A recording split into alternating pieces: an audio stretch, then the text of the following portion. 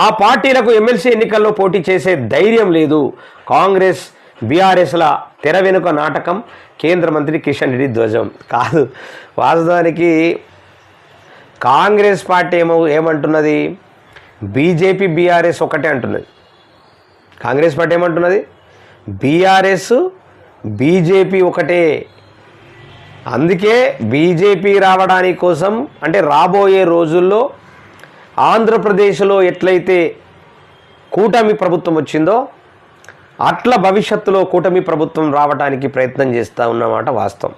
అంటే అక్కడ చంద్రబాబు నాయుడు బీజేపీని కలుపుకొని